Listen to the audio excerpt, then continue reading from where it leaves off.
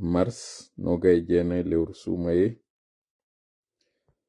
live meɗen on ɗo hande ko hoɓɓe marɗen jettuta konkomɓe taw ko non ko mi wawata en tu yetade ko wonɓe Arabie Saoudite ko gibi ka suudu Allah hormortendu ko gibi ton ɓe intervenata maka saare makko.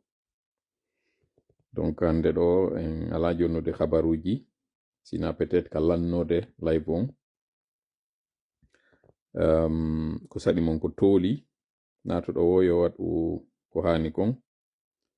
senditugo live on andina ngimo ɗo wa alaikum salam wa rahmatullahi wa barakatuh.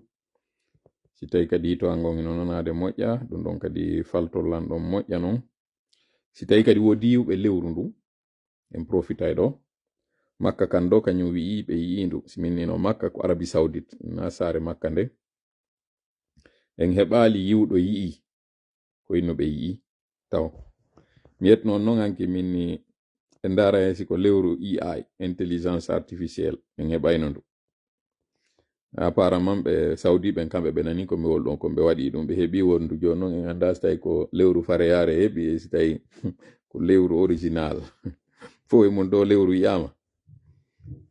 Saudi Arabie Saoudite wi ari noon Australie kañum ɓe inni ɓe yaali kamɓe ari ɓe naafi fi jango joni noon ɗo peut-être pour la première fois hankinde kamɓe ɓe naafi fi hande no ko jango kamɓe wonata juldere ne par ce que kamɓe ara ɓe timmini capantati hande Australie hande kañum ara timmini capantati kamɓe jango ko julde. Alors pour une rare fois ko tawata ɗuuɗa Arabie Saoudite e Australie juuliday. Lamin la force mi salmitike ma indema e yettore maɗa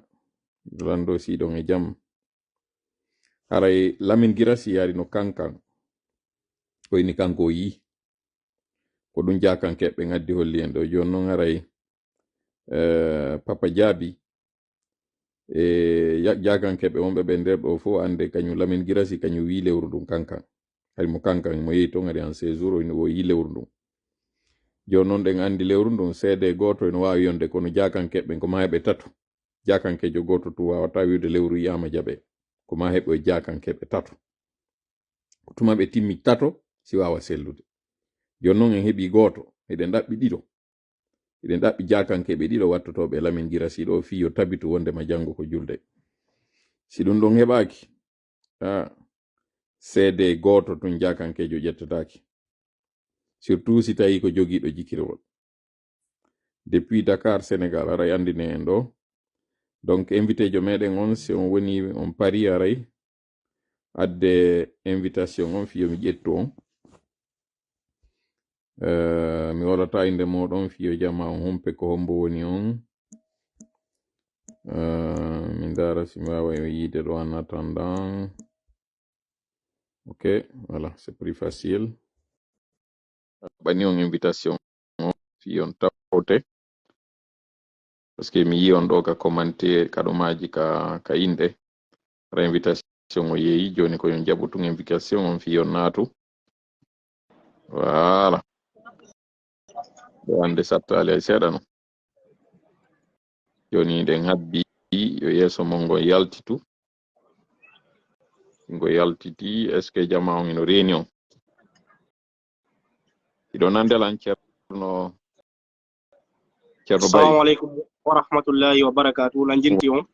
wa aleykum salam wa rahmatullahi wa barakatuh aray ko saɗi mon ko tooli ka ɗerol meɗen ɗo mi anda si jama on kañum aray ɓe reeni on min mi rena on yeeso ngon ok nene ba habbitoɗen seeɗa landoɗen jama on si ɓe reeni on min mi yaali on taw ok Hassadou Diallo wi oui on le voit ok si vous le voyez c'est ça l'essentiel aray ko welo welo jano woni ko mi woni on e wernude ɗo mi andina ko wiyeteɓe ɓen Mouhammad Ghazali Bari kako Diallo ko bari yettete ɗon kako Diallo ko bari mi yettete ok ay ɗum faala andude moƴƴe seeray suma yernu tampinali on Modi Mouhammad Ghazali Bari ko andiraɓe tawgol ko kamɓe woni ko dampi veloru haa ɓe hewtoyi Saudi no gasa on naninde maɓɓe on yinoɓe ka réseaux sociaux ji ɗo hande tawɗen e o jemma tawɗo ɗo fi Arabie Saoudite on ino hitti moƴƴa e nde ñalande ɗo yen waɗuɓe hito ɓe seenoɗo ɓe ɗenɗo da e meɗen fi en ɓurtuɓe andude par ce que fof ino humpa ko hombo woni ɗo ma hino sino andi ɓe ino humpa ko honno ɓe gerdiri ha ɓe waɗi ko ɓe waɗi ɗo ko tawata ino mawni minen kam e wonno paykoy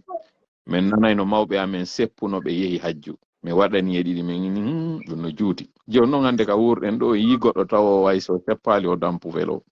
haray modi Mouhammad Ghazali Bari ko saɗi mon ko tooli ka ɗeror ɗo o weltanama o jarnama hande ɗo ko jaɓɓuɗon notagol fiyen tintiduɗo yewte jama on ko hombo woni on e ko honɗum woni ko waɗuɗon ha ka hewtuɗon ɗo yen fuɗɗo taw mi werna on ƴetto yewtere nden ko Saudi won ɗon kaka suudu Allah hormotendu won ɗon est ce que on yi lewru suumayen lewru juldandu ɗum ton mi salmini lekkuma siiwaɓe on ɓe fof ko kala ko wonti lewru leydi ndin min tigi mi yaha lewru ndun de tigi tigi on ɓayatan ko jammiw ga on noon ɓe annonci lewru ndun yama haray min nafaali hannde tawa nafaka hannde ko ɗum woni janngo ko julde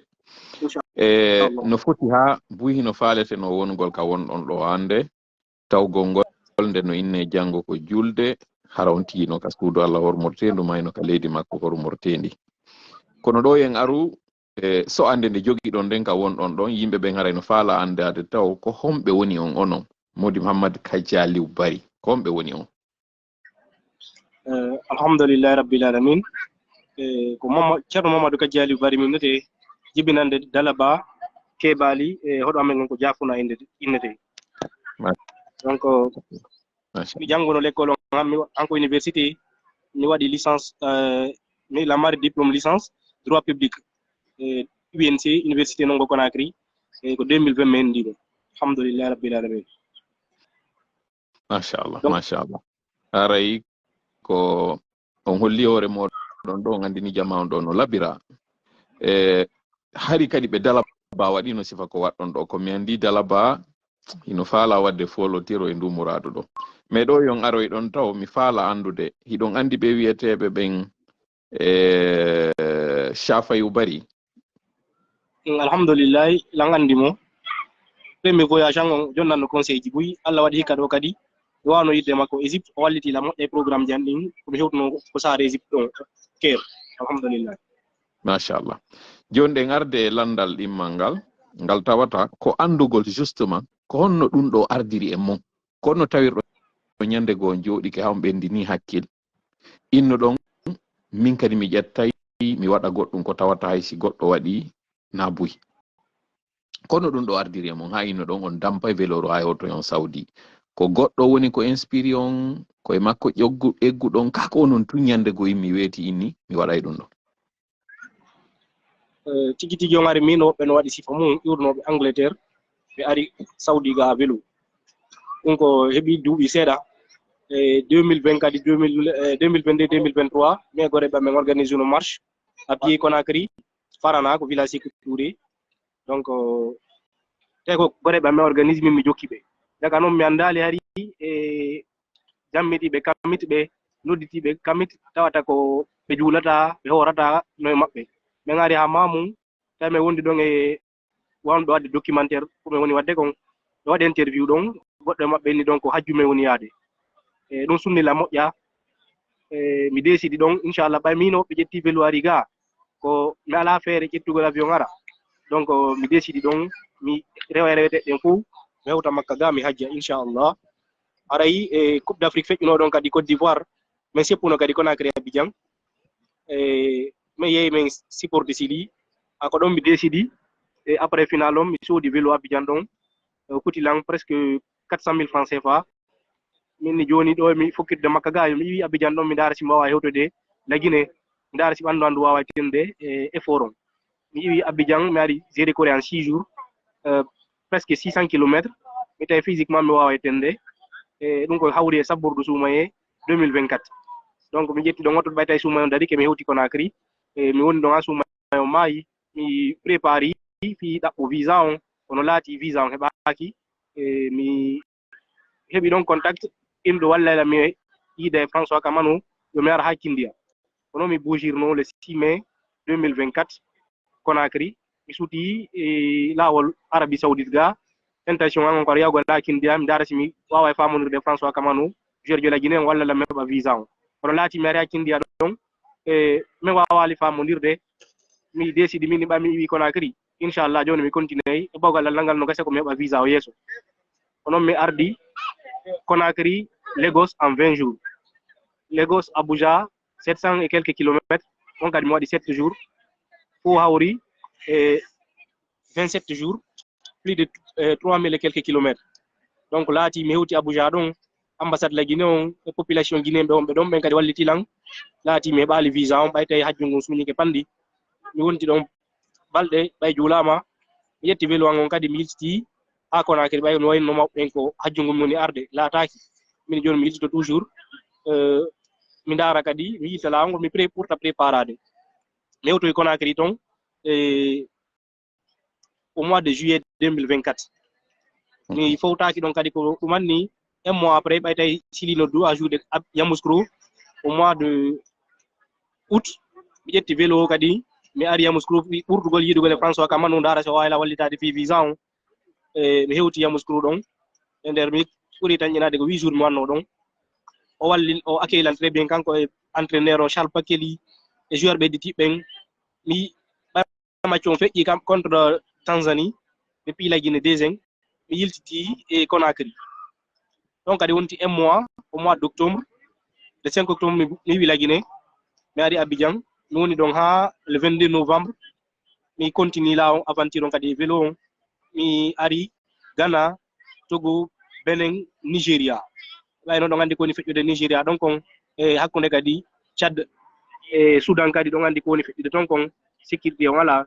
tawi ɗon ko ɓe mi ƴetta avion mi hewta Égypte donc ɓay tawi feere vélo on ala sécurité ala hay premier voyage on mi wopanno ko laawol Nigeria ɗon ɓay ɗum ko Allah soovilan mi wawi mi heɓi ɗon suudu komi doga mi naata mais tawi ɓe ƴettangal leɗɗe kaaƴe donc wallahi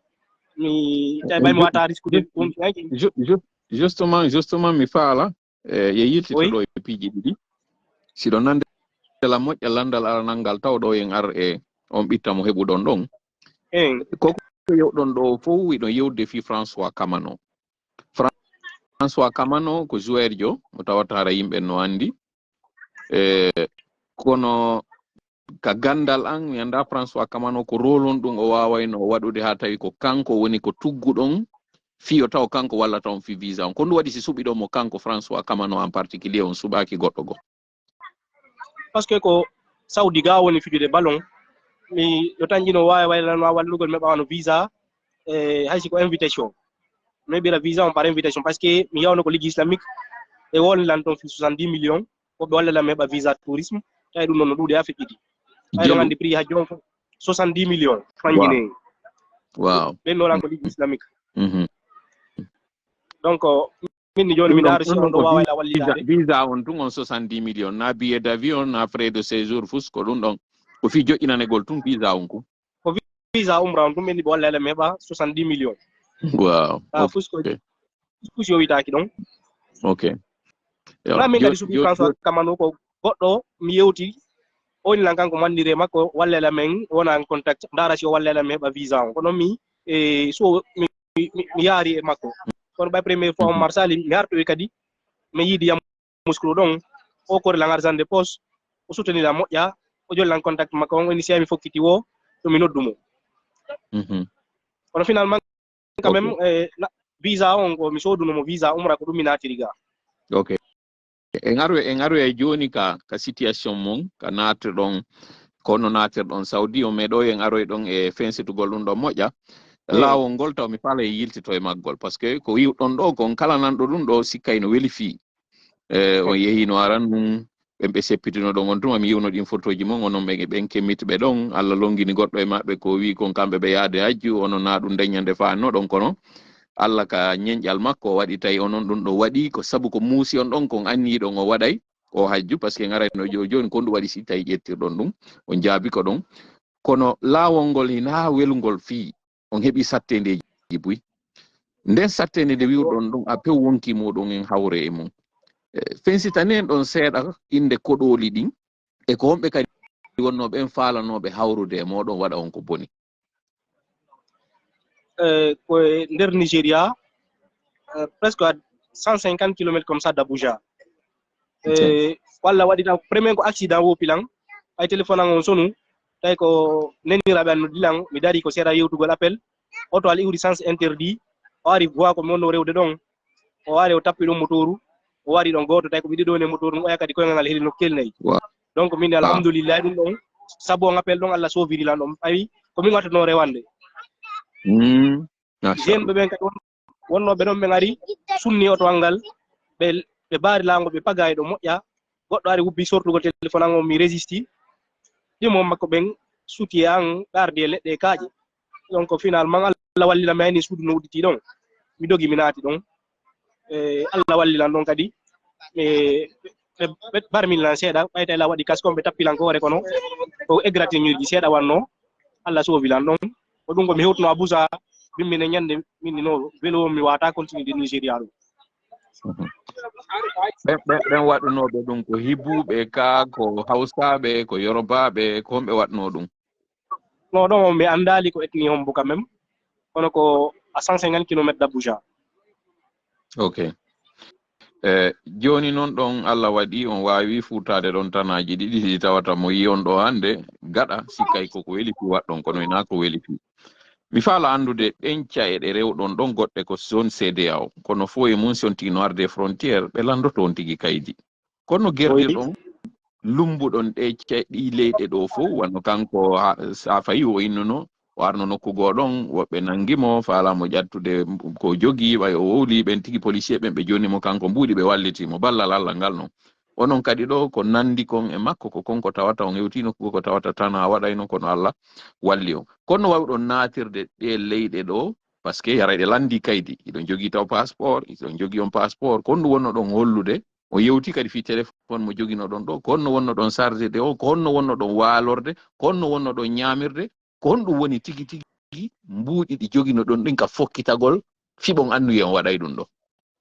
wallahi ko presque un peu moins de 200 000 mi bujiduno Conakry 200 000 francs guinéen premier voyage on par ce que ari intention on kon ɗum wargol ha kindi arno lammari mbuuɗi go Conakry quand même de mi ari ha mi feƴƴi e barrage on ardugol Pouria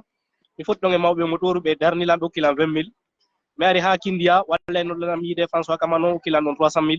000 ko noon mi continue voyage on mi ari ha géré kore ɓe wannilan dépôt mbuɗi ɗi mi accino Conakry ɗon seeɗa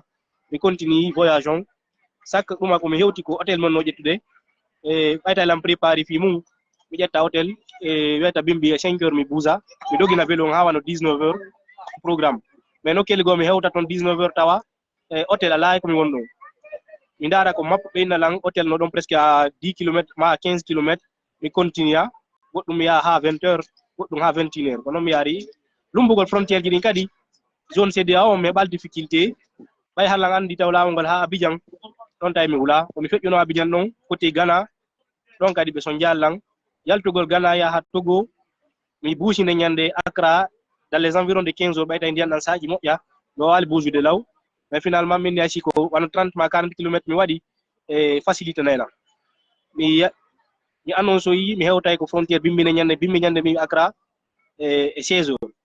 e radio Bolivar mamum mawɓe wonɓe Togo ɗon jenti ɗum ɓe yaɓe habbilan e 16 heures ko frontiére kono ɓay ronkere nden e pare son nde ñande mi waali mi ɗaani mi retardi ko lawol mi hewte ko frontiére o dans les environs de 20 heures ɗum noon jemma e vélo lan haɓɓi bagage on andi insécurité on e sous région on lan aani komi yaha eno fof lantoro Allah yo facilité nana lumbugol frontiére on mi heɓa logement moƴƴo kadi lume ɗon mi continue par ce que ari mi ala contact e fuy mi hewti ko frontiére ɗon policier ganeɓe ɓen ayne haɗa ko wano Lionel Messi ma Cristiano Ronaldo hewti ɗon ɓe waɗi ɗon standing ovation ɓe kelli min tigi mi halɗi ɓe mi anota so jamɓe ɓe kellanila wallahi ɓe ari ɓe jaɓɓilan ɓe lumno donc mi lumbi kadi côté Togo la même chose ha policier ɓe go noddi ɗon moɓɓen ɓenni siko min moɓɓen ni ko min tawi mi andaɓe wontilan min halɗi moɓɓen expliquanilan ɓe ƴettilan ɗon ɓe naɓilan e mosquée ko tawata ko musidɓe men guinéɓe ɓen darni mosquée on lume ɗon ɓen parti meggitay kadi furon ɓe accueillan ɗon très bien tawi maɓɓe feƴƴini information ɓe hewta ɗon buye e kata no sibunu langue bolivar mi annda e accueillan ɗon très bien weeti bimbi ɗo kori lan argent de poche ɓe noddi e Cotonou ɗum ko Benin ɓay Lomé Cotonou ko jour goto mi wanno ɗon woɗɗa moƴƴa ɓe noddi toon Cotonou ɗon kadi mi tawi musidɓe men ɓen no habbilan laati kadi ko frontiére ɓe so jallan ɗon e ɓen ɓe Cotonou ɗon kadi noddi Lagos noddi Ibadan ko Nigéria Ibadan kadi ɓe noddi Abuja hande kadi fayda tawi kala saare ko mi hewti mi tawayi e musidɓe men ɓen no préparé habbilan ha mi hewti Abuja alhamdulillah mi heɓaldi difficulté fayda feƴƴi ɗum sina accident ko mi wopilan ɗon e jamma on ko attaquilan ɗon kono alhamdulillah tawi Allah dandilan ok miɗo mari ɗo landal fayin on yewti ɗo fi ka walete e konno wonɗo yehirde ñalorma ndiyan kadi saaƴi konno wonno ɗon ɗuworde siɗan saaƴi konno wonno ɗon ñamirde koye honɗum wonno ɗon e chargede téléphone moɗon ar ɗon jogii power bank ɗi mbuɗi kadi jogi ɗon ari on hulawata on fotto yimɓe ɓe jaɓa on ɗi goɗɗo falama wippade téléphone ko raɓɓiɗi kon yewte en ko honno ñandu ndun e ɗuwagol ngol wonno ñandu ndum ala jogiti mbuɗi ɓaɓe waɗnilan dépôt monno géré kore mi sensi ɗon en dollar fiita wonu pour no waɗa no janɗi par ce que ko dollar chaque frontiére mewtay tun mi sensa seeɗa en CFA par ce que waɗa jaune on ɗon waɗi ko CFA no Côte d'Ivoire Togo Benin e waɗi ko CFA donc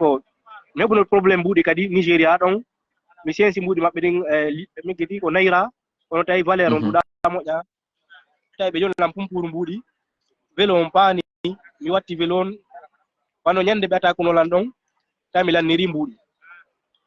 ne ñande koye mosquée mi waali mi tawi ɓe juɗde gueƴe mi hiwri ɗo laawol mi expliquani ɓe ɓenni goɗɗo o wawa wadde ko mosquée ɗon ɓe ƴettanilan chambre ɓe loosilan ɗon mi waali ɗon weeti bimbi ɓokkilan ɗon kadi mbuɗi seeɗa argent de poche ɓe tala jogiti CFA lan jogiti mbuɗi en dollar kono ɗimi sensuno naira ɗin ɗilan ni e mi buuji ɗon 2 jours mi walno ɗon e station e ko mosquée ɗon alhamdoulillahi mi hewti Abuja kono ɓay visa on heɓaki mi yiltitila Guinée kadi probléme probléme ñamete on mi heɓali ko lawol par ce que tawi lan jogui mbuɗi walagol ngol kadi mi heɓali probléme chaque fois ko hôtel mon no walde ko jour goto kadi à part ɗum noon mi walno e mosquée Ghana ɗon mi ɗu ko frontiére mi ari région on tawi hôtel ala tawi hôtel no yeeso ɗon presque 14 kilomètres kono tawi niɓɓi moƴƴa min mi wata continude mi ari mi hiwri ɗo lawol e mosquée ɓe wernilan ɗon tawi ko mosquée wona ɗo darnede e courant no woodi kono baafe ala fenêtre ala ko timmi mi waali ɗon ay deuxiéme voyage an on kadi mi artuno mi waali ɗon finalement téléphone an goo mo mi filmira noon on wujja ɗon wow ko ɗum min ni sattede arayno toon kono yimɓe ɓe wata andude ɗi sattedeji joni noon aren e kanko Safayou mo tawata on o wi on yewtidi e makko woodi kadi ko waaji on yewti kadi on yiidi mi sikki Égypte c'est ça kon ɗum woni kanko ko waɗani on ka tawata ka bange mbaaju e kadi kon ɗum woni ko yuɓɓodiri yaadu mon ndun e yaadu makko ndun kanko ko fi gandal ka warno o hewti ɗon o hewti joni noon yeeso en aroye kadi gibi natuɗon ɗon ɗo joni Saudi kon ɗum kadi woni joni prochaine étape o mais ɗo e ɗum ɗon taw yewten fi makko kanko Safayou on fof ko on dalaba ɗum haali on andidirano kon ɗum woni ko waɗani on premier voyage an on komi hewtuno hella mi Benin ko ɗon o addallam vocal WhatsApp o addallam image musidɗo men kadi ƴettinoɗo vélo fokkiti e Saudi ɗuma kam plutôt Égypte arana kanko Safayou noon ko fadle innete mo Mariem Bereng o explique lan woni on ɗon heeɓi difficulté partie Niger on ɓe jogike mo ɗon ko yata wano 2 semaines o wonilan mo siwdilan ko réseaux sociaux mi watta ila sécurité ala e lawol ngol o ɗon mi makko men fuɗɗi yewtude mais ari mi nanimo o yaari vélo ha Égypte par ce que min kadi ari avant o yaade ari lan décide no mi yahay kono ari woni mi boujali o mewti Égypte o kadi o ɗitinolan to moƴƴa à travers les conseils ma déplacement ji komi marno fof kadi wano ko immigration masi mi yahay waɗa go retré mbuɗi kanko ɗo tayno lan wallitila moƴƴa quand même alhamdulillah machallah joni noon e fi en yawtinna ɓayara yimɓe ɓen hino jiiɓi no woodi buyɗi yewteten ka ƴettuɗon ɗon on avion fi continuugol trajet on ko nokkeli honɗi waɗɗi ɗon ko nokkeli honɗi seppu ɗon e ko onno visa on heɓori noon joni par ce que on wi ko noon tigi on ƴettuno visa fi omra on ɓay mi hewti Nigéria ɗon ɓayla andi insécurité kon ɗon kon mi ƴetti vol Égypte lagine visa ala mi traversi pays ji ɗiɗi pet Tchad Soudan ko ɗi noon mi traversi par ce que wari mi parcouri presque 800 km nder Nigéria mi traversi ɗin des pays ji ko insécurité on ɗon mi hewti Cairo le 2 janvier 2025 mi woni ɗon 2 semaines musidɓe men wonɓe keer ɗon kadi ɓe explique an lamɓe ni police Égypte on ɓe wona facile yomi ƴettu vol mi hewta Saudi min ni non voyage on ko vélo mi falno ɗi pays ji ɗa ɗi mi traversiri ɗi vol ɓay haɗi sécurité ala ɗon min ni ɗon mi fala yarde vélo on laati mi bouge ɗon après 2 semaines de repos Cairo ɗon ma ɓayon ƴetti avion on konto vélo ndu wonno par ce que vélo ko bagage onon kon personne konno gerdino ɗon on ɗuma ɗon o yeyino ɗu ɗon ka on ƴettoyno wondugo yeeso non mi démontono vélo on Abuja ɗon mi wuttimo e carton men ambali ha moƴƴi mi addimo ko aéroport mi heɓal difficulté ɗon ok mi addorimo Égypte mi hewti Égypte ɗon mi montimo mi fokkiti ɓe mari ville wonɗo ko sud on ɗon ville e Arabie Saoudite ɗo ko 200 km ɗum kadi ko mer rouge on tawi ɗon ɗon on ville ɗon e Cairo capitale on ko 522 km premier jour mi waɗi 116 kilo tawi niɓɓi mi ronki mi waali ɗon e station tawi jami on ɗon weeti bimbi mi bougi tun hay mi waɗali presque ay mi sikka manno ay 1 kilométre police Égypte on ɓaɓe waɗa patrouille ko désert on ko wula ay oto yeɗen ko avec difficulté ɓe wata yaade distance ji gono ton ɓe darni lam ɓenni kon to mi fokkiti min e on vélo ɗon eɗen on bagage ɗon min ni ko makka mi fokkiti ɓe noddi ɗo renfort wano mi sikki 3 voiture ari ɓe landi ɗon ɓe vérifie mi holli ɓe vidéo ji ko mi waɗi ko lawol kon par ce que chaque jour mi publie no vidéo ji mais ko ɓuri kon waɗi objectif an ko fi en cas de difficulté sur la route ɗin vidéo ji ɗo wonna elan preuve donc ɓe vidéo ji ɗi ɓe acciti lan ɓenni lawol ngol mi sutti ɗon ngol mi watangol yarde vélo ɓe ƴettilan ɗon pour une première fois à 30 km ɓe accilan ɗon e barrage avec comme instruction yo ɓe wonɓe ko barrage ɗo walla mitta koƴe ɓe darnanalan ɗon visual ɓe embarque o ɗon mi continue a voyage an on par bus donc mitti koƴe min ne ɓe joni ɓe accumi continue a vélo on ko barrage ɗon mi bougi tun kadi ɗon kadi mi sikkami wonno 1 kilométre ma un peu plus de 1 kilométre haɗi woɗɗa quand même komi yeeyi kon piko polgal gokal no feƴƴude taylan gaari vélo lan foti ɓeyi vélo on tum mais tawi min komi won ɗon ɓe renalan ɓaari ɓe waɗi massa ɓe dari binde vélo mi yalti komi wonno ɗon mi yewti mi holli ɓe kadi ɗumaji ɗin fof ɓenni ok joni ɓe faala mi ƴawɗon ɓe naɓoralan hanko base maɓɓe won ɗon tawi c'est presque 50 à 60 km mi waɗi ko ɓe ni kon mi hewti ko barrage ɗon ko base maɓɓe ɗon ɓe cippili lan ɓe présente lam ɗimmoɓe maɓɓe ɓen ɗon ɓe encourage la moƴƴa mi continue vélo on mi parcouri ɗon presque 40 à 50 km mi hewti e barrage goo tawi déjà ɓeɓe mi yiduno ɓaawa noddi yeeso ton donc mi hewti ɗon tum ɓen ɗon ƴetti identité an on ɓe tiri lan photo ji ɓenni mi continue mi yeeyi ɗon rentré ville on ɓemmini pikopal ngal ɗon yiri ko ville ton ngal ari mi tawi ɓe dari mi feƴƴi tum ɓe continue ɓaawo an ɓe suivi lan ɗon hammi sorti ville on après ɓe yilti min kadi mi yeeyi ɗon seeɗa e hôtel mi fowti ɗon jeune ɓe égyptien ɓe kadi ɓe ari ɗon ɓe yewti ɓe wallina meɓi connexion woni ha 16 heures mi juuli min joni mi continue waysi ko 20 km mi wawi wadde ɗon mi ɗaɓɓa komi waala ɓe mi yiduno premier ɓe noddilan ɓe landilan position am mi expliquani ɓe min ilan ko hôtel ɗon ɓenni yeeso ton presque à plus de 200 presque 200 ou plus de kilomètres hara mi fottata mi hewta e ville au désert ɗum ɓenni sago maɓɓe mi waala e hôtel ɗon mbimmi mi continue min min ɓayni ɓallan fala continue de ɓenni ok ɓenni mi bougi après ɓe noddi pick-up wal oɓen noon ari gaari yeeso am ɓaɓe gaari yeeso an ɓenni mi ƴawi ɓe ƴawni vélo on ɓaawo mi yeeyi ɗon seeɗa ɓe gaari ɗon camion mum ɓe ƴawnilan ɗon ɗen ɗon kadi nabilan ɗon han e barrage tawi ɓe préparé pick-up wal ɗon e agent ɓe ɗiɗo min hewti ɗon après ɓe ƴawnilan ɗon ɓenni mi sippo camion mi ƴawa ko pick-up ɗon mi ƴawi ko pick-up ɗon mi yeeyi ɗon ha prochain barrage on min tawi gongal pick-up wal go kadi no habbilan ɗon e agent ɓe o finish tawi ɓe utilise ɗon ko yata 9 pick-up mi hewti safaga komi yayno ɗon tawi woni dans les environs de 22 heures comme ça ena bilan direct ko port laati ben do landi visa min mi ala visa ben joni dartire lan ko hotel mi wona don ha mi heba visa on après be arno lan kadi be do talan be acci lan ko hotel don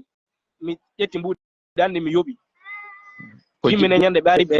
jelu on visa ko inano lagine kon 70 millions ko jelu kutuno on ɗon fi heɓugol on visa d'entrée visa on ko presque ko 3 millions francs guinéen presque mi sodirimo wow valeur de 3 millions de francs guinéen visa umra on ok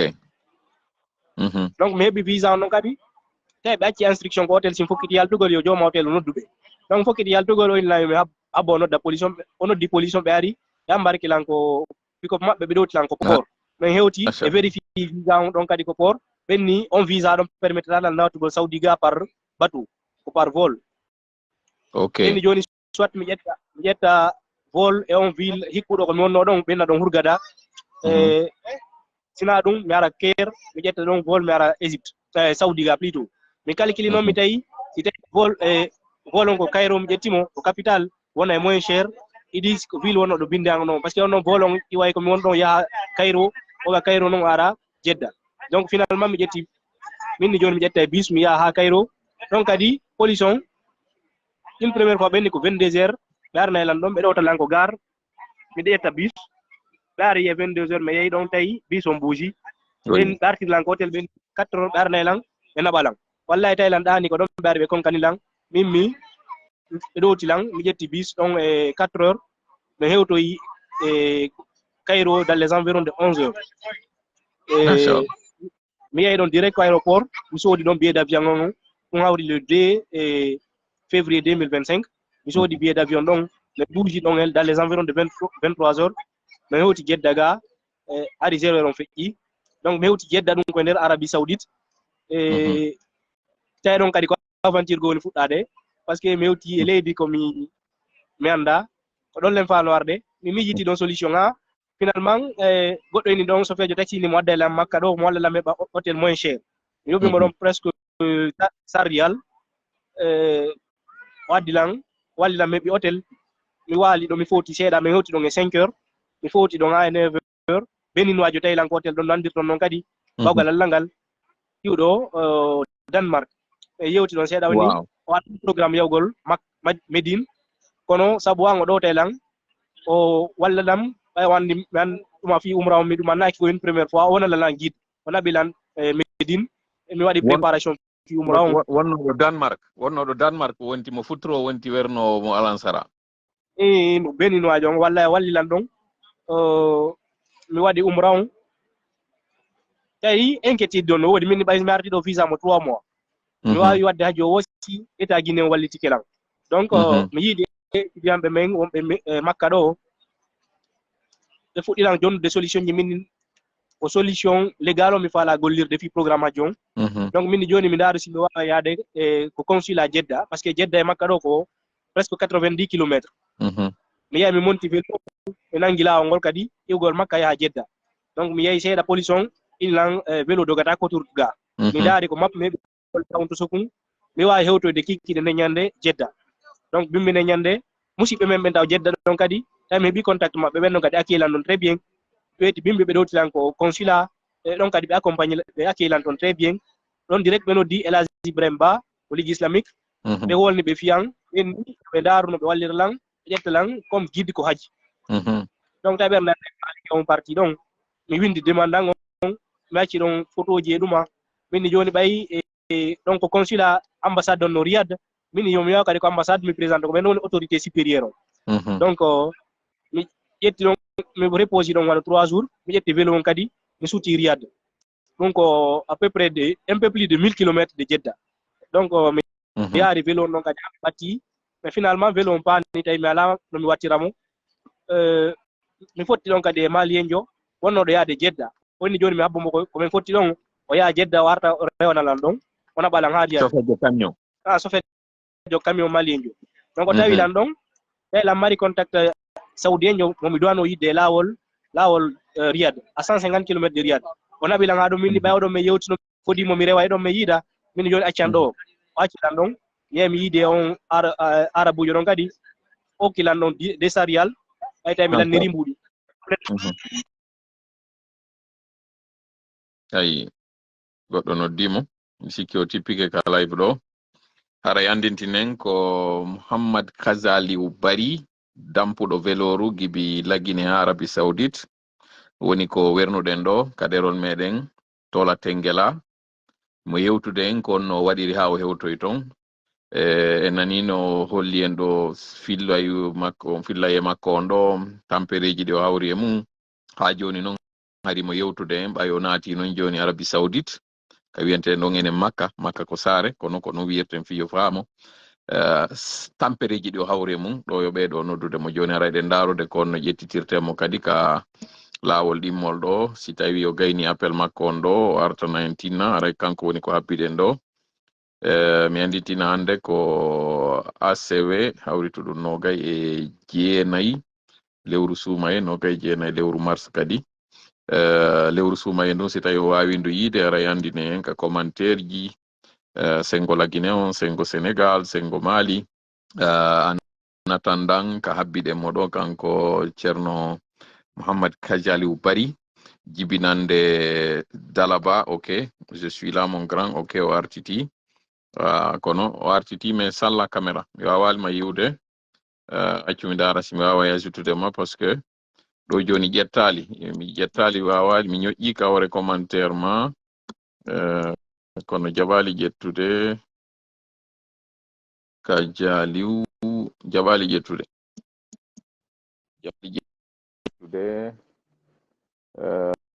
mi wawalima yiwde ɗo ok wawali ƴettude ɗo fodeya image habbo ha gayniden e oɗo j'ai fini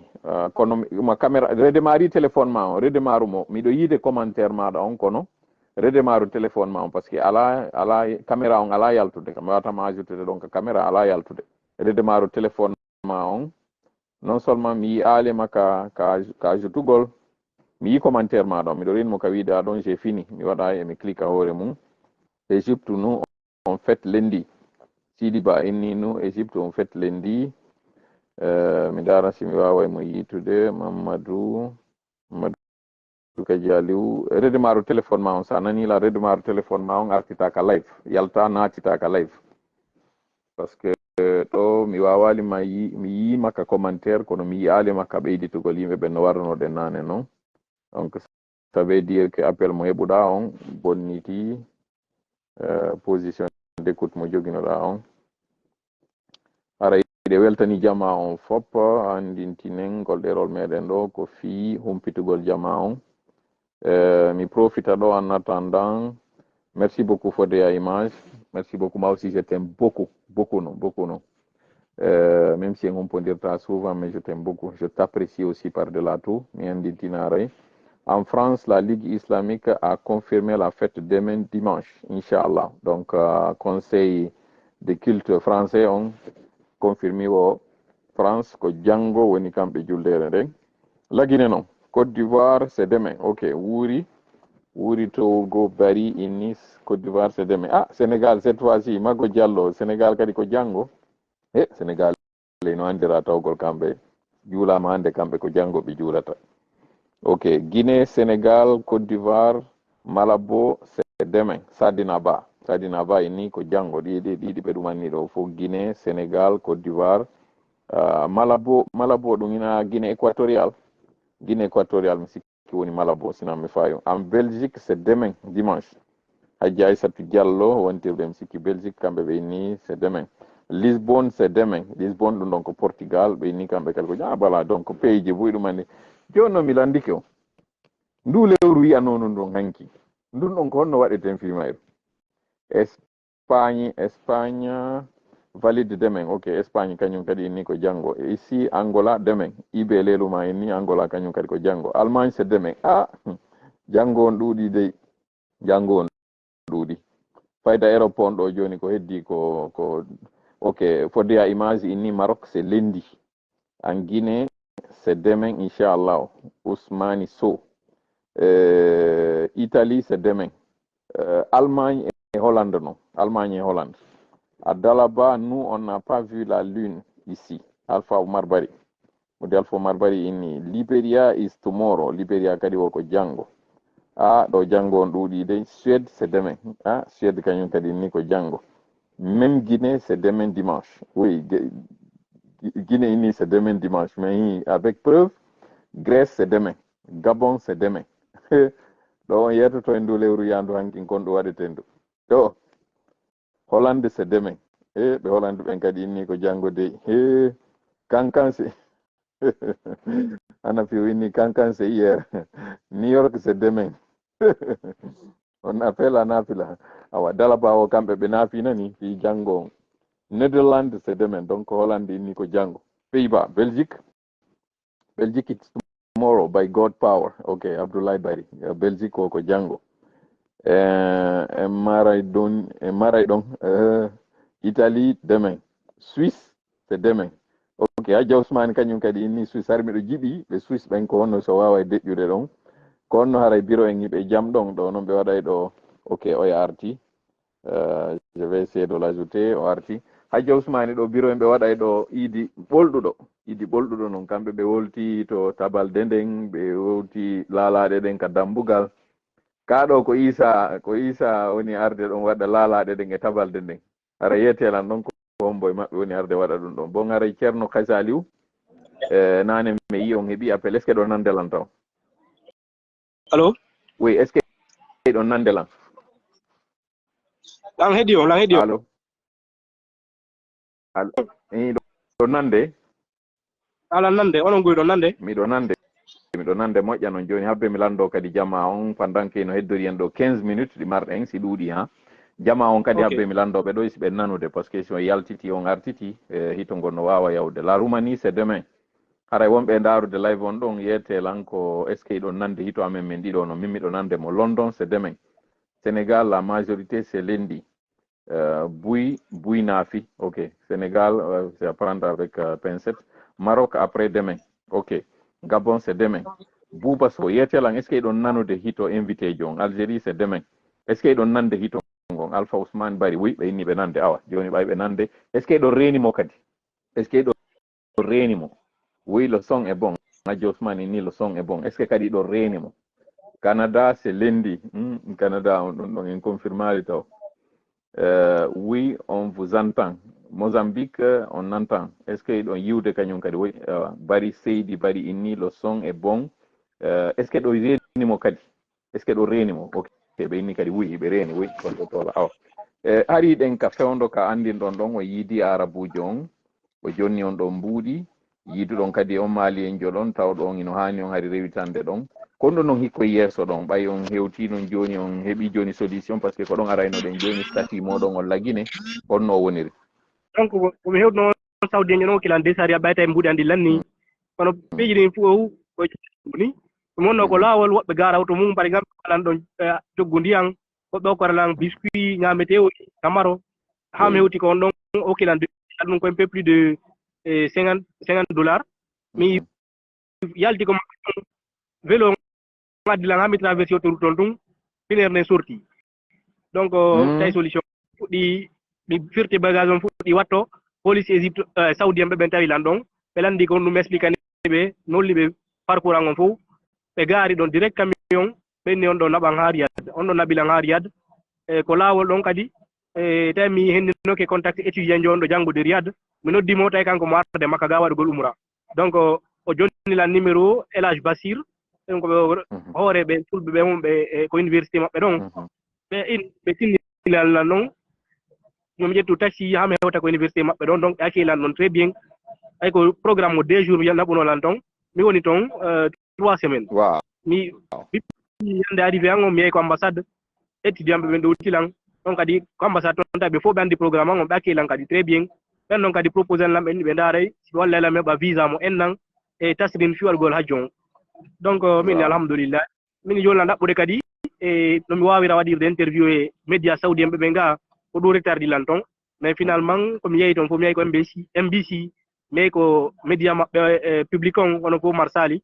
e finalement ɓay tawi suma on woɗɗike min mi armi waɗa 10 derniers jours je ɗen makka ga ko noon mi ardi étudiant ɓe ɓen toon ɗo kilan coggu billet d'avion alhamdulillah yo Allah waɗan ɓe joddi aljanna gandal ko ɓe arata ɓugol kan waɗi korɓe gandal waɗa ngal fiira e barke hono mi artiri makka ka ɓaawo ɗum kadi jamma buy wallitinolanko laawol wano Togo Benin Nigéria premier voyage on deuxième voyage on kadi la même chose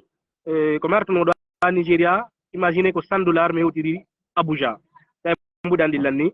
ay en nan wonti gollali beaucoup plus ɓuri en nan kan ɓay ka noon ko min iwi ɗon mi continue kadi Saudi ga mi soodi vélo ji ɗin ko satti mi finance ɓuuɗi ɓuy ko lawa tawi mbuɗandillan ni $100 meddori tawi solution wo si mi continue vélo on traverse go Nigéria ara Tchad wallahi mi waɗi ɗon duwa ko jamu tawi ko vendredi re mi arti ko suudu landarde mappon mi lando renseignement ko laawol oɗon musidɗo men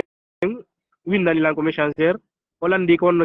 tawi ko fi faale waɗugol tourisme tunka ko moyen manque min lan faala yaade makka kono ko moyen vélo mi mari o addallan ɗon direct $1000 $1000 mi wuti Égypte kadi ɓawi mi a safaga ɗon tawi ko ɓe mi sooda billet d'avion mi sooda kadi ɗuma disons visa on ɗon kadi mi wanno vidéo ko pasan Allah jamma wallitila moƴƴa on noon fof ɗen ɗiŋeji ɗon wonti hewtidi ga alhamdulillah sur le plan financier. Ok. Justement ka plan financier ɗo mi faala en luttuɗon seeɗa mi landoyto à peu près si on wawi waɗude estimation ha ka fewndiɗo ko jelu haray hawri ko dépense ɗon kono on mo wowlɗon ɗon fimo mi anda si ɗon nandela moƴƴa on mo wowlɗon ɗon fimo mi waɗi umra alhamdulillah est ce que ɗon nandelam mi yiɗi ga kadi musidɓe men ɓuyi wona ko imamuɓe Elhaji Ibrahima Ba mi yiɗi ɗo ko ɗon ɓe confirme ɓe ni ɓe kom ko consulat noddiɓe donc inchallah bagol Allah ngal onti ko wawa wadde hajji on si yiltito lagine on ɗo ɓay ko visa umra min artiri 3 mois ɗo haray ko ɓe mi yalta e nder territoire saoudien on avant la fin du mois de disons de mars ɗo allo en avril ok donc à partir du mois d'avril la fin du mois d'avril nan ɗo yaltude territoire saoudien ɗo si tawi ambassade o wallila meɓi visa mo ɓenni on en nan haray ɗo wawa yiltoyade ga sina ɗum aray ko si tawi liggi islamique on wallilam ɓe ƴettilan comme guide ɗo wawa yiltoyade ga inchallah fi programme aji on haray question ngo no woodi are lan heƴƴiti on. ok mi anda si ɗon nandelam moƴƴa nane hade mi falama landade goɗɗum kono ɓay tawede ɗo yewtude est ce que ɗon nandelam ni ko moni wolde ɗo sikki ɗum aray ɗo monsieur Tola ɓe ala manda si micro maɓɓe mum ala ɗum annade toujours ay est ce que ɗa nandelan ɗo joni j'ai décidé de faire le voyage Conakry Arabie Saoudite à vélo est ce que ɗa nandelan ni en Guinée le 6 mai après la CAN parce qu'on était parti à pied Conakry petit souci est ce que tu m'entends là après la finale de la CAN j'ai acheté un vélo en Côte d'Ivoire dans l'intention de venir en Arabie Saoudite ici pour faire le Hajj. Donc c'est comme ça, je me suis dit avant de venir dans la route de l'Arabie Saoudite, de retourner en Guinée à vélo. Donc j'ai fait Conakry Zérékoré en 6 jours, une distance de plus de 600 km. C'est comme ça que j'ai compris que physiquement je pouvais tenir. Et comme c'était le Ramadan 2024, j'ai pris la voiture pour Conakry. C'est après le Ramadan, j'ai essayé d'avoir le visa, je n'ai pas eu auprès de la Ligue islamique parce qu'ils m'ont dit de chercher, disons, 70 millions, ils vont m'aider à avoir le visa tourisme. Donc, finalement, j'ai décidé de faire l'aventure.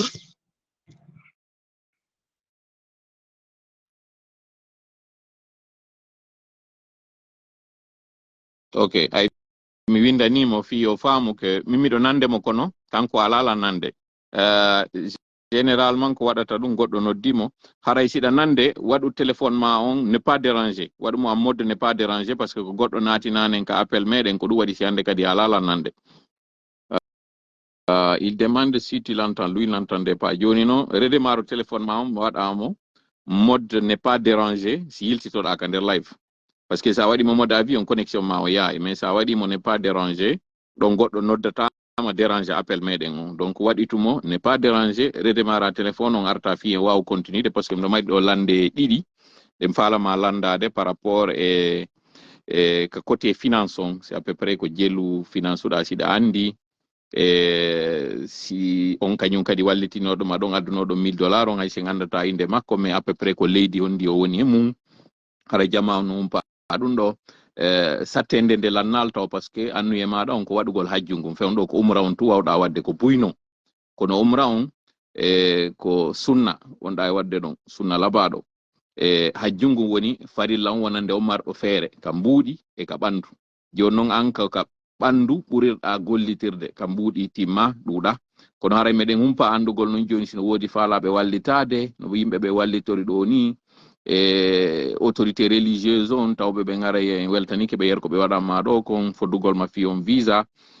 si visa on heɓike ko ɗon ɓuri labede joni noon an tigui andini ko ma yalta taw ka leydi natita kadi ɗimmum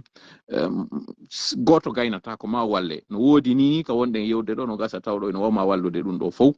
wernama kadi waɗa disposition ma wawɓe ma walitade par ce que iɗe mari yimɓe buy Saudi yimɓe buy ɗen jogui ton hay siko janggoɓe ɓuuri ɗuurde ton kono ɗe mari hettiɓe ɗe mari ɓen fonctionnaire ɓe internationaux ɓe wonɓe ton tawɓe mi wolata ɗo à peu près domaine ji ɗi ɓe woni gollude e muɗum ɗin kono ene woodi wawɓe ma wallitade valablement tawa ɗum ɗo wawa e welde fi moƴƴa noon koko yewtuɗa ɗo go fof na pin welcome fi ko satti moƴƴa noon kono alhamdulillah rabbil alamin ka fokkita ɗon ɓuuri ɓatayade ka iwa ɗon donc haray si tawi hiɗa jentitiɗo ni ndi redemaro téléphone on waɗamo ne pas dérangé mode ne pas dérangé artitaka live fiyo mi wawa ajoutude ma ndara tawi o waɗi ɗum ɗon Mamadou Kajaliou mi ndara tawi o wawi wadde ɗum ɗon si mi wawa mo ƴettude ɗo par ce que live meɗen on ko 1 heure de temps falnoɗen mo waɗugol ni timmi 52 minutes donc on a 8 minutes devant nous en attendant ko andinteɗon jama on wodali innuɓe yi lewru ndun taw lagine wodali ɗum ɗon mi yaali ka commentaire ji ɗo innuɓe yi lewru ndun lagine e yi noon ɓen innuɓe ndu yiyama inama ɗo Sénégal ko janggo kono na fof Sénégal fof wodi ɓen naafuɓe dalaba inni kañum ɓay ɓe yaali ɓe naafi donc kamɓe koye tenen on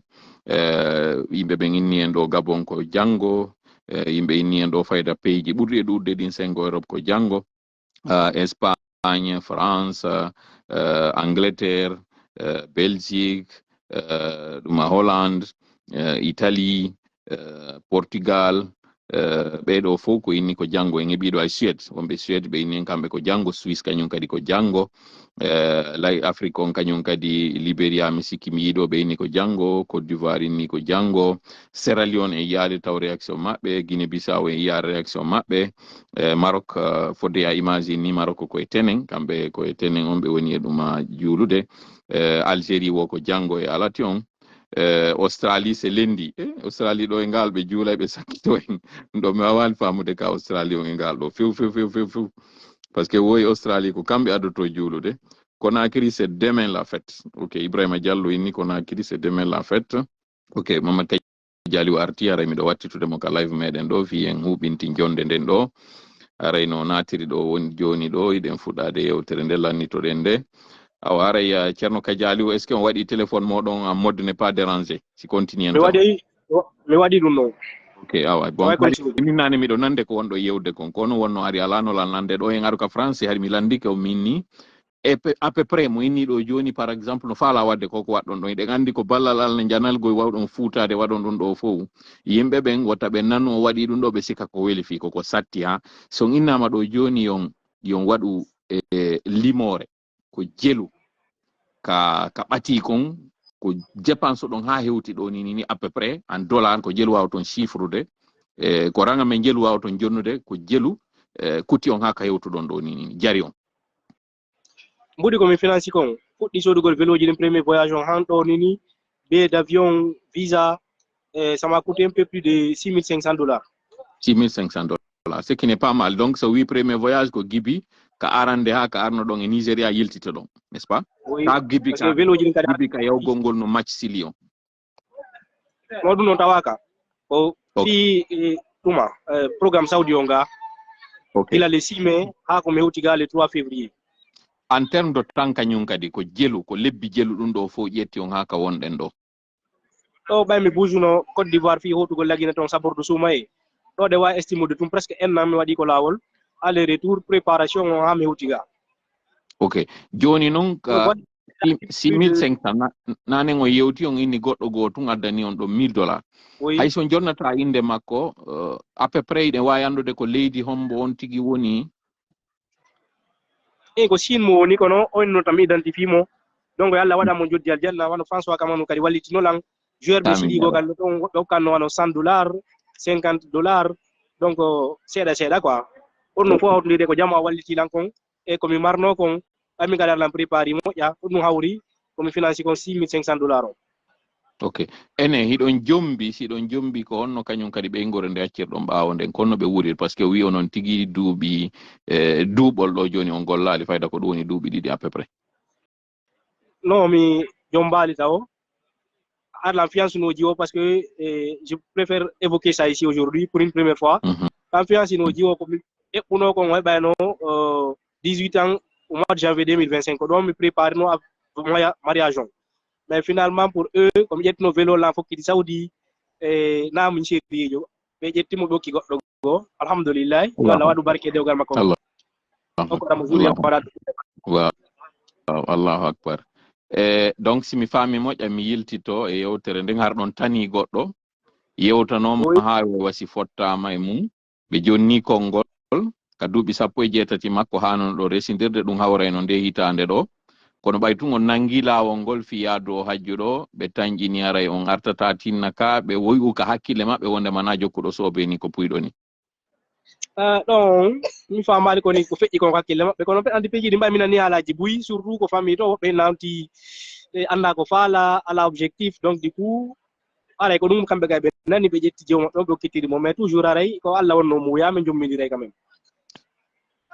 awa joni haray en profita ka occasion ɗo mi weltike d'abord ko tawi ko minen jonno ɗon o primaire ɗo o exclusivité ɗo yo taw ka ɗerol meɗen ɗo andin ton kon ɗum woni on situation moɗon familial alhaali moɗon on ka sengo bange ɓeygu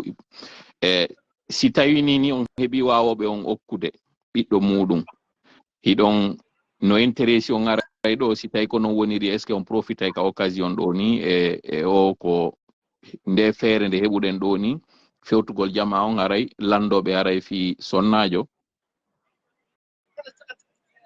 inchallah mi heeɓi okkuɗo lan joni inchallah aray mi jaɓɓireke fi Allah ene laaɗo inchallah ok joni noon hiɗon fewndo ni sengo saudi ɗon ino anda ko yimɓe woni on e wallitade ha ɗum ɗo wawa latade ko wakkilare jande waɗirɗon ɗum ɗo cuucal kañum kadi e yiɗugol fi Allah on mono woni noon fi Allah kala Allah wonay kañum kadi fi makko si tawi noon joni on gayni ɗum ɗo on heeɓi hajji on ko ɗon wonɗon e haɗude ka hiɗon mari goɗɗum go ka eɓɓuɗon ka tawata haray ɓay on yewti on wi ko on iɗon mari diplôme moɗon on ko on jannguɓe sengo ka droit ko ɗum woni bange saria on kono ko ma wuuron ko ma ɗaɓɓon ka wuurete wano on tigi ɓiɗɗo ɓeygu ɗon mo wonɗon ɗaɓɓude ko ma heɓon ka wuure joni noon si on hewti ɗon saudi objectif muɗum on fanude moɗon nden hari ko argol tum waɗa hajji on kasi fa safa yiwi ɗon faandi ɗaɓɓugol gandal wona jooɗo e nokkure nden ɗon heɓa golle ka joni ɓa yaray si hajji on lanni on yiltitoy to lagine so yiltitoy to lagine ko ɗum eɓɓuɗon yeeso on noon joni objectif on après a jonko yiltagol lagine ɓayi ari on tino e projet ji buyi alhamdulillah on tino mari vision ji buyi kono e projet ji gono ton mi yiɗata wolugol ɗi feeno ɗo so tawi dérangeata kono quand même on tino e projet ji goo wano ɗum mi wawa sittugol ari mi marno mouvement mi waɗano sensibilisation jeunesse on surtout ko feƴƴata gon ko min fiyo manifestation violente on chaque fois ɓe invité nomin ko médiaji ari kadi on tino gollude alhamdulillah no projet ji go kadi wano min ɓay min daari min tawi gila ka bele han alhamdulillah lycée public ala min montino min montide projet daarugol si min ɓay financement darnano dara si école publique wawi darade ɗo alhamdulillah projet ɗon kadi no avance ude ok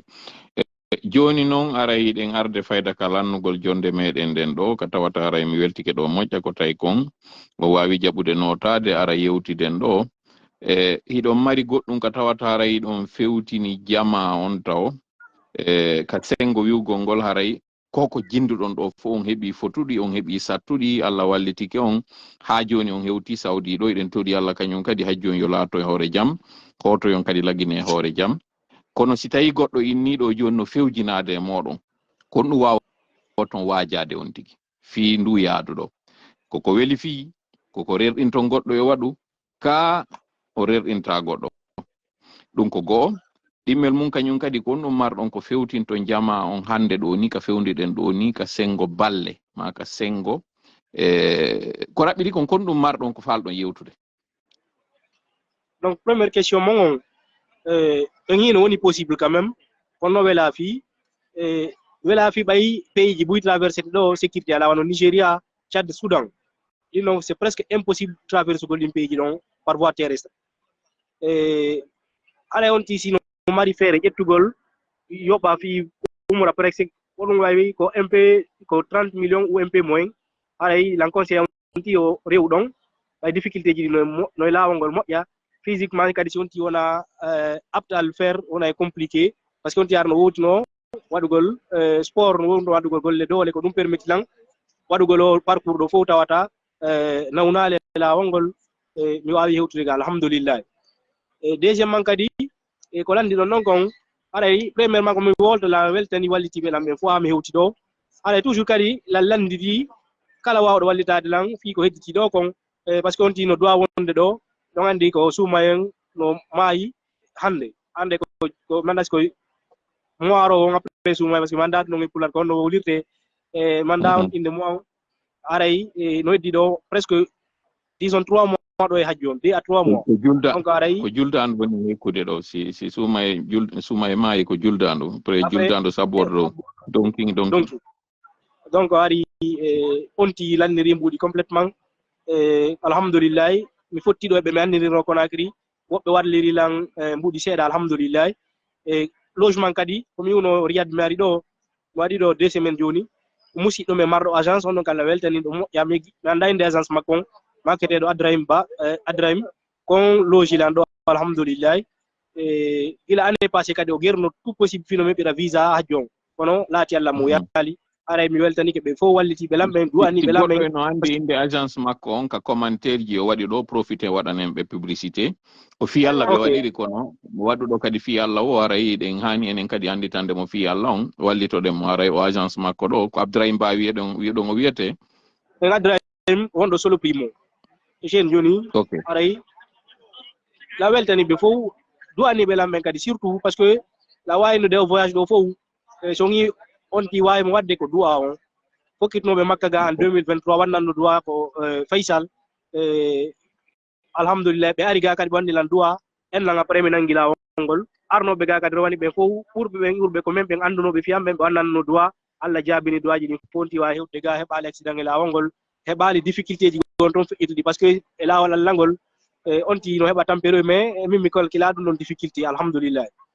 aray déjà kadi ala kadi wawɗo wallitade lan fi ko hedditiɗo kon kadi no wonira possible aray lantori ballal jama on fof kala marɗo feere ste ko hollidiro lan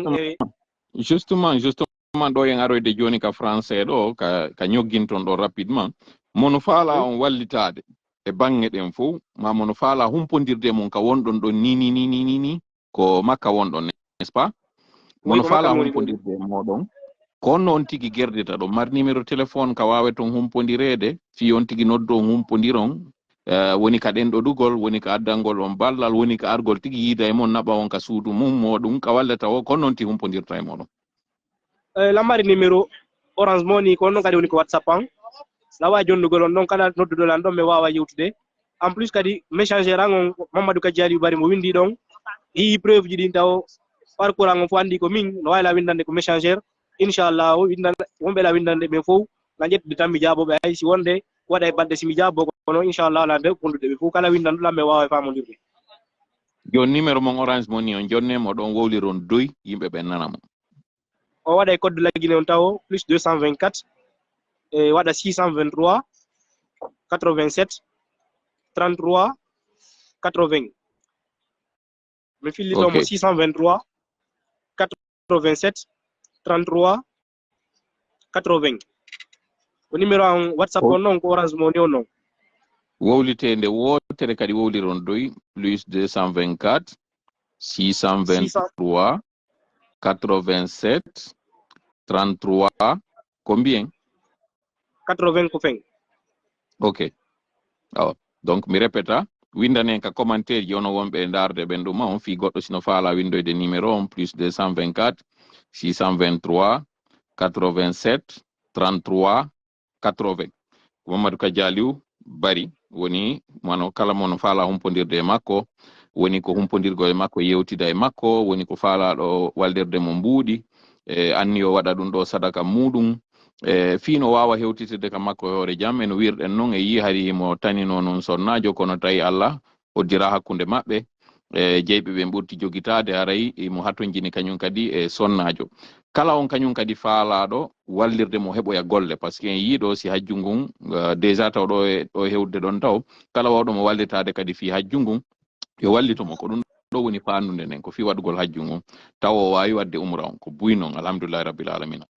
kono hajju on mono wawi mo wallitade woni ko ɓe wonɓe ka ligue woni ko ɓe wonɓe ka ambassade woni ko ɓe wonɓe ka consulaji woni ko yimɓe tawɓe ballal noon ti watama wallirde o heɓa kaydiji nin fi artitugol par ce que ɗo ko ma o yalta territoire on o artita kadi wernoygol mo noon ɗo joni hajju ngu no seedi e ɗum fewdo hajju aray makka Saudi aray no heewi ha haray kañum kadi rafle no woodi ha ɓe nanggay kala on mo tawata jogaki kaydi ɗon wata gasude o tampay joni noon kala wawɗo mo wallitade yo profite nodda mo humpodira e makko walla mo kene e gundo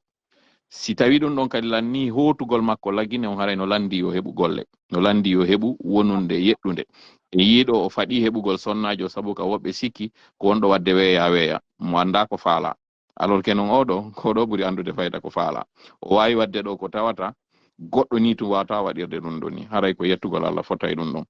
e joni aray aren ɗo rapidement et français ɗo yen huɓintin jonde nden monsieur Kadialiou, vous êtes un citoyen guinéen de la République de Guinée qui a décidé d'entreprendre ce périple très difficile. Vous êtes aujourd'hui connu pour avoir fait cette marche pour aller chez Sékou Touré à Farana. Ça, c'était il y a quelques années. Après ça, vous vous êtes fait remarquer dans les réseaux sociaux à travers ce périple aussi que vous avez fait pour aller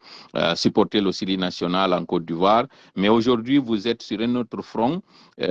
plus large, plus vaste, mais plus noble, qui est celui de faire le trajet Guinée-Arabie Saoudite sur vélo. Vous n'êtes pas le premier à l'avoir fait, il y avait aussi un autre Guinéen qui l'avait fait, mais lui, il s'était limité en Égypte. Il s'appelle Mamad Safayou Bari. Curieusement, vous êtes de la même localité, d'Alaba,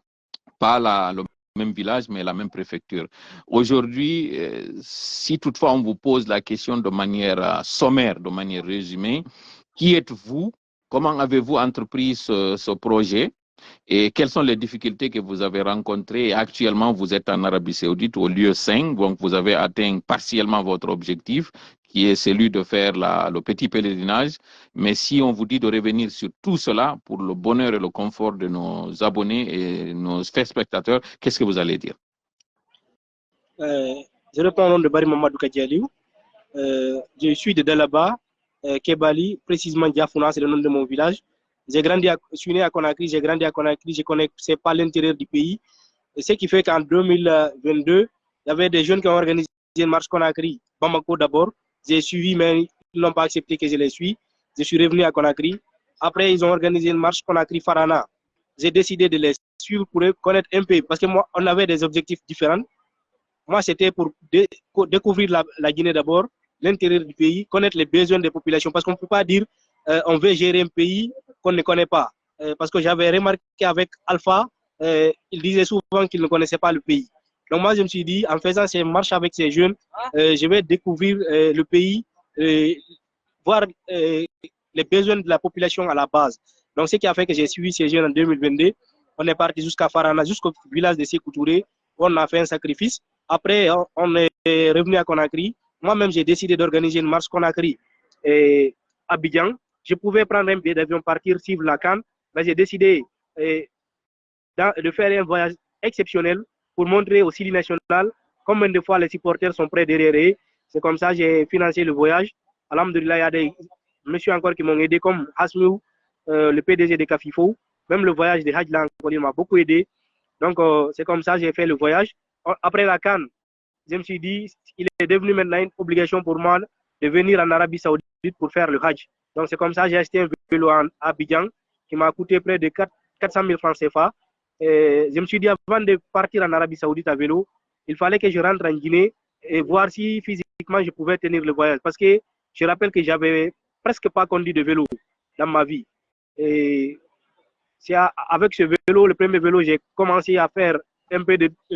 vélo à Abidjan. Donc, comme ça, j'ai décidé de rentrer à Conakry avec le vélo. J'ai fait Conakry, Abidjan, j'ai recouru en 6 jours. Donc, c'était le début du mois de Ramadan 2024. J'ai pris la voiture pour Conakry. C'est comme ça, après le Ramadan, j'ai fait les démarches pour avoir le visa. Mais malheureusement, je n'ai pas eu le visa. Ils m'ont dit que de chercher, parce que le visa qu'on donne à la Guinée, ce n'était pas possible d'abord de venir avec ce visa. C'est ce qu'on m'avait dit à la Ligue islamique. Comme moi, je venais à vélo et la durée du Hajj s'est déterminée. Donc, ils m'ont dit de chercher 70 millions. Ils vont m'aider à avoir le visa tourisme pour entrer en Arabie Saoudite. J'ai trouvé que c'est cher et j'ai parlé avec un de mes grands qui m'a dit d'aller à Kindia. Il va me mettre en contact avec François Kamano, le joueur guinéen qui joue en Arabie Saoudite, qui est certainement avec lui et il va m'aider à avoir le visa. C'est comme ça que j'ai quitté Conakry le 6 mai 2024 pour venir à Kindia. Donc, je suis arrivé à Kindia, on a essayé d'être en contact avec François, ça n'a pas marché. Donc, je me suis dit, comme j'ai quitté Conakry, il fallait que je continue le voyage, certainement arriver vers Nigeria ou bien un peu plus devant, que je pouvais avoir le visa. Donc, j'ai continué le voyage. Je suis arrivé à Lagos au Nigeria en 20 jours. J'ai continué encore Lagos-Abuja, une distance de plus de 700 km en 7 jours. Donc, le premier voyage, j'ai fait 27 jours sur la route. Mais arrivé à Abuja, il ne restait plus que 13 jours avant le Hajj 2024. Donc, j'ai décidé de me limiter là avec le vélo, avec l'appui de l'ambassade de la Guinée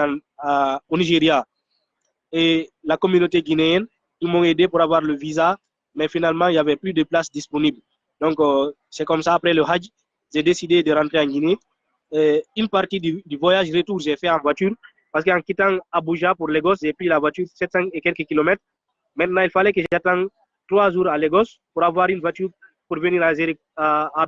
Abidjan, en Côte d'Ivoire. J'ai continué avec le vélo. Je suis parti jusqu'à Lomé. De Lomé, j'ai pris une voiture, j'ai traversé le Ghana pour retourner en Guinée. Arrivé à la frontière de la Côte d'Ivoire, j'ai pris le vélo encore pour traverser la Côte d'Ivoire jusqu'à Zérékoré. Et j'ai pris la voiture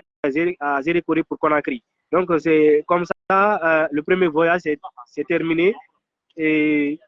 au mois de juillet 2024. Maintenant, comme j'étais à Conakry, la Guinée jouait à Yamoussoukro contre la Tanzanie et le match allait pour la qualification. J'ai décidé de faire le déplacement dans l'espoir de rencontrer physiquement François Kamano.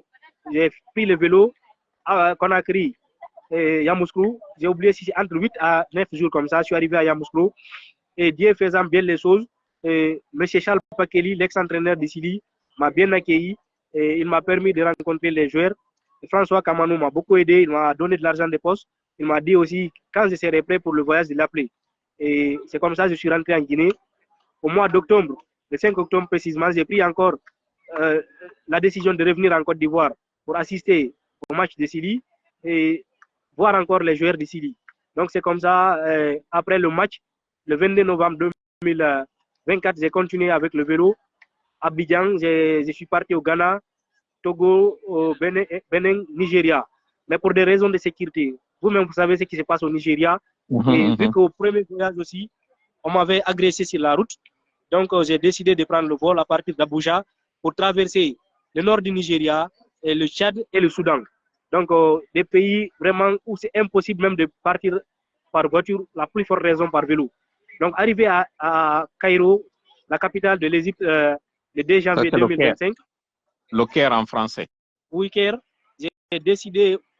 de me reposer et les Guinéens qui sont là-bas m'ont aidé, notamment Safai Bari, Mohamed Safai Bari, le gars qui était venu en Égypte à vélo pour les études. Donc, c'est comme ça, j'ai suis resté 2 semaines après, j'ai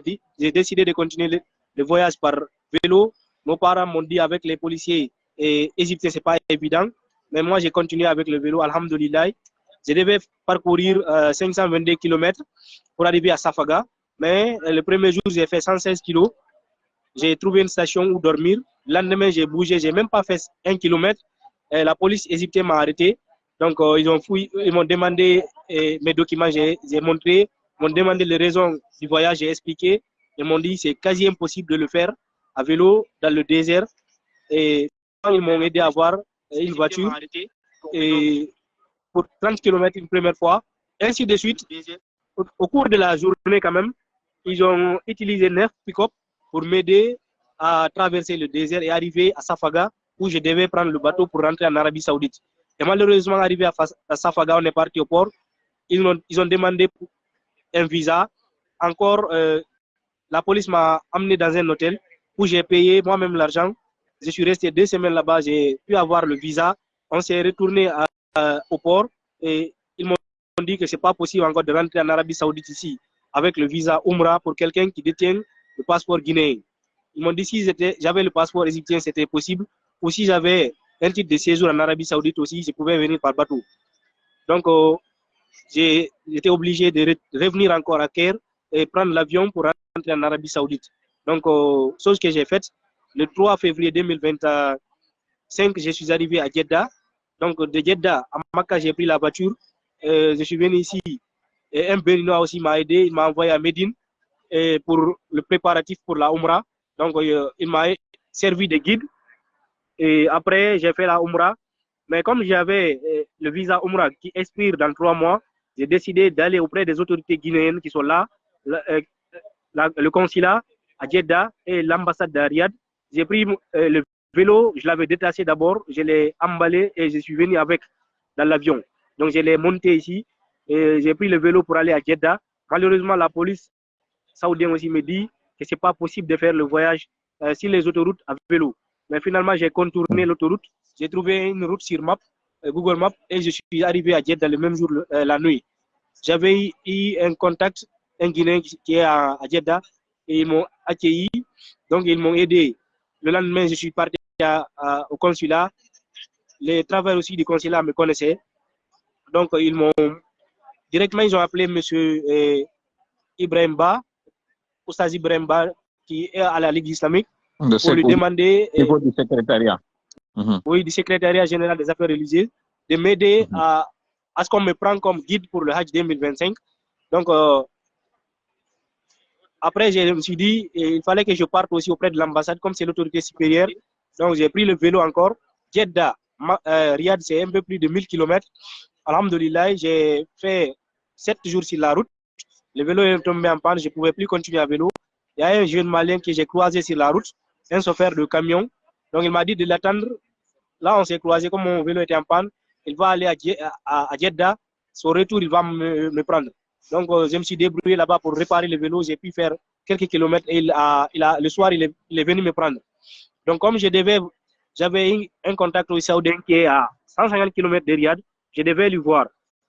voir avec lui. Donc, arrivé dans la ville où il était, j'ai décidé de descendre du camion. J'ai appelé le monsieur, on s'est vu, j'avais plus d'argent avec moi. Il m'a offert 2 riyad, un peu plus de $50. Donc, j'ai bougé avec le vélo pour aller à Riyad, parcourir les 150 km là. Mais finalement, quand j'ai bougé seulement, le vélo est tombé en panne.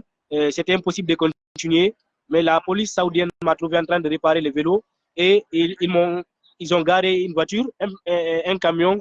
pour moi. Et ce dernier m'a envoyé jusqu'à Riyad. Et je suis parti à l'ambassade. Les étudiants d'abord,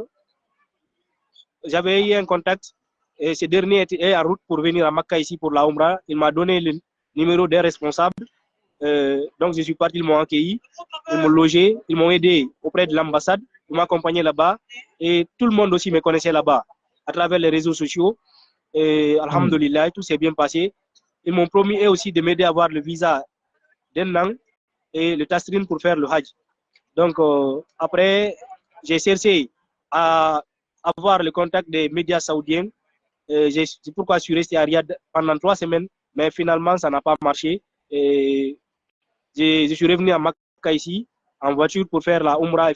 faire les 10 derniers jours du mois de Ramadan ici. Donc, alors, alhamdulillah, j'étais là avec un peu d'argent, comme les étudiants m'avaient offert le prix d'un billet d'avion. Donc, c'est comme ça, je suis arrivé à Makkah ici. Mais il y a un monsieur qui gère une agence de voyage, de nom de Elaz Abderrahman. J'oublie le nom de son agence de voyage. Donc, c'est lui qui quand il m'a vu, il m'a dit, l'année dernière, j'ai tout fait pour que tu puisses avoir le visa. Donc, cette fois-ci, je vais te loger le temps qu'on est là avec les gens qui sont venus pour la Umrah. Donc, c'est comme ça, il m'a logé alhamdulillah. Et le mois de Ramadan est fini. J'ai pris Dieu d'accepter le jeûne qu'on a fait, les Amen. prières et disons les sadaqas qu'on a enlevés, que Dieu accepte tous, que Dieu nous Amen. récompense tous par le paradis. Et je remercie Amen. tous qui m'ont accompagné dans ce voyage, que ce soit Hasmi Konakri, le PDG de Cafifo, et beaucoup de personnes m'ont aidé sur la route quand même, parce que je rappelle le budget de ce voyage, c'est un peu plus de 6500 $, ce que j'ai calculé. Et il y a des petites dépenses que j'ai effectuées et que je n'ai pas pris en compte. Parce que j'ai acheté des vélos électriques pour le premier voyage. Le premier vélo à 400 000 francs CFA. L'autre, je l'avais acheté un peu moins cher en Guinée. Et j'ai acheté le billet d'avion pour quitter le Nigeria pour l'Égypte. J'ai acheté un autre billet d'avion pour quitter l'Égypte, venir en Arabie Saoudite. J'ai payé le visa. Et tout au long du voyage aussi, je prenais des hôtels pour dormir, le manger, tout ça qui fait que le montant le budget est monté jusqu'à 65 6 500 $. Mais alhamdulillah, je remercie tous qui m'ont accompagné dans ce voyage. Et particulièrement, je remercie François Kamano. Je remercie M. Salpa Kelly, que Dieu nous récompense tous par le paradis. Amen, ya Rab. Amen. Voilà, maintenant que vous avez fait ce résumé très élogieux, vous n'avez expliqué que de manière sommaire le trajet. Mais c'est sous-entendre que vous n'avez pas rencontré de difficultés lors de tout ce trajet? Si oui, si vous avez rencontré des difficultés, quelles étaient ces difficultés de manière très sommaire? C'est-à-dire, vous prenez les plus difficiles et vous nous les résumez avec quelques précisions des endroits. Au Nigeria, disons à peu près à 150 km d'Abuja, Dieu m'a sauvé là-bas à des reprises. Dans l'espace de 5 minutes comme ça, mon téléphone a sonné, j'ai décroché l'appel et une voiture est venue dans le sens contraire. La voiture venait de Lagos, une voiture sortie port avec une vive allure. Il a renversé une moto directement et il a tué une personne sur place et il a blessé la deuxième personne grièvement. Donc la foule aussi s'est révoltée, ils ont brûlé la voiture. Il y a un gars qui est venu vers moi cherchant à arracher mon téléphone. J'ai résisté. Les autres sont venus vers moi et ils sont attaqués à moi. Alhamdoulilah, j'ai porté un casque. D'autres sont venus avec des cailloux, certains avec des bâtons. Mais finalement, j'ai vu une maison qui était ouverte. J'ai foncé dedans. Wallah, c'est Dieu qui m'a sauvé là-bas. Finalement, le chef du village est intervenu. Les jeunes se sont excusés. J'ai continué le voyage. Je suis arrivé à Abuja. Ça, c'était au mois de mai. Et début du mois de juin 2025. Plus de 2024, lors du premier voyage. C'est là-bas que j'ai décidé de ne pas continuer après Abuja à vélo. Donc, à part ça, ce sont les pannes de crevaison de pneus, des pannes mécaniques avec le vélo. Mais alhamdoulilah, il m'est arrivé par endroit au Nigeria de pousser le vélo toute une journée. Mais pour moi, ce ne sont pas des difficultés. Parce que sur le chemin d'Allah, forcément, on peut rencontrer des difficultés. Comme les prophètes ont rencontré des difficultés, mais pour moi, ce ne sont pas des difficultés. C'était juste des épreuves que j'ai réussi vraiment à surmonter. Alhamdulillah. À part ça, je n'ai pas eu trop de difficultés. Et avec la police dans les différentes frontières, comme le passeport guinéen, d'abord, on peut traverser toute la CEDEAO. Donc, l'Égypte aussi et la Guinée, il n'y a pas de visa. Donc, je n'ai pas eu de difficultés avec les policiers. Et plutôt, la police égyptienne m'a aidé, la police saoudienne m'a aidé. Au Nigeria aussi, certains policiers aussi m'ont offert de l'argent. Et à chaque fois, même quand j'ai trouvé des barrages hormis les frontières, et quand je commence à m'expliquer, les policiers me disent de continuer. Okay. Quel est maintenant votre coup de cœur? Quel est le souvenir qui vous est resté et pour lequel vous allez toujours, peut-être s'il y a lieu de refaire ce trajet, vous allez encore... Quel est le meilleur souvenir qui vous est resté lors de ce trajet? Si vous en avez deux, vous pouvez les citer ou même trois. D'abord, je peux citer, quand je suis arrivé à la frontière du Ghana, c'était dans les environs de 20 h. Moi, j'avais peur comment traverser avec le vélo. J'ai trouvé un monsieur, un Guinéen, qui peut avoir peut-être l'âge de mon père, qui est venu m'attendre là-bas. Comme j'avais parlé à la radio Bolivar, que j'allais traverser, arriver à la frontière dans les environs de 16 h. Le monsieur est venu à 16 h m'attendre jusqu'à 20 h. Il m'a dit qu'il allait rester jusqu'à 22 h. Donc moi, je suis venu inquiet et c'est la police ghanéenne qui a fait standing ovation pour m'accueillir. Wow. Les Togolais, c'est la même chose. C'était comme si, disons, Lionel Messi ou Cristiano Ronaldo viennent dans un Vous étiez une endroit comme star. ça. Voilà. Vous étiez Donc, une star. cela m'a beaucoup marqué. Et surtout aussi, rencontrer nos parents guinéens dans les différentes villes, dans les différents pays, dans les différents villages. Voilà, ça m'a fait beaucoup de plaisir. Et voir, disons, la Kaba, c'est des plaisirs pour lesquels l'année prochaine, peut-être je risque de prendre le vélo encore s'il n'y a pas d'autres moyens. Non, je vous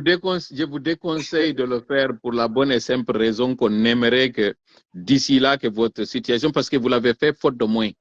On espère que d'ici là, les moyens vont s'agrandir. La chance ne va pas toujours être de notre côté. Hein. Parfois, ça peut aussi, vous avez été juste très chanceux. Et c'est là justement, nous allons vous poser l'avant-dernière question. Quel est le conseil que vous pouvez prodiguer à ceux-là qui seront tentés de tenter votre aventure? Disons, c'est possible de le faire. Comme il y a déjà une personne qui l'a fait, mais c'est trop compliqué. Et physiquement, d'abord, ça demande beaucoup d'efforts. Si la personne n'est pas habituée à faire des activités physiques, la personne ne va pas tenir. Imaginez faire 150 km à vélo par jour, 180 km. Le lendemain aussi continuer, ça demande vraiment une santé de fer, le courage et des moyens aussi financiers qui sont énormes. Parce que imaginez prendre les hôtels dans les différents pays, manger et payer le billet d'avion, le Nigeria, parce qu'on ne peut pas traverser le Tchad à vélo ni le Soudan. Donc, je conseillerais à toute personne qui désirerait faire ce voyage à vélo de prendre l'avion, ça va coûter moins cher et avec moins de risques aussi. Parce que moi, j'ai financé ici du début, au mois du 6 mai jusqu'au 3 février 2025, 6 mai 2024, 3 février 2025, j'ai financé un peu plus de 6500 $. Mais je remercie tous les personnes aussi qui m'ont accompagné parce que seul, je n'allais pas être ici. Mais alhamdoulilah, il y a beaucoup de personnes qui m'ont accompagné. Je remercie particulièrement M. Salpakeli, l'ex-entraîneur de Sili, François Camano. Vous l'avez fait tout à l'heure et c'est bien, ça montre combien de fois votre reconnaissance envers ces personnes. Dernière question par rapport à votre périple. Quel est l'appel si toutefois quelqu'un veut vous aider? Parce que vous avez expliqué, vous n'avez le titre de séjour que pour le petit pèlerinage qu'on appelle la Umrah. Il vous faut sortir, vous l'avez dit, en poulard, il faut sortir du territoire et revenir avec un autre statut qui est celui du visa Hajj. Ce n'est pas garanti, mais il y a certaines personnes qui vous ont promis qu'elles vont vous aider, soit en vous aidant à avoir le visa ou bien en vous faisant partie de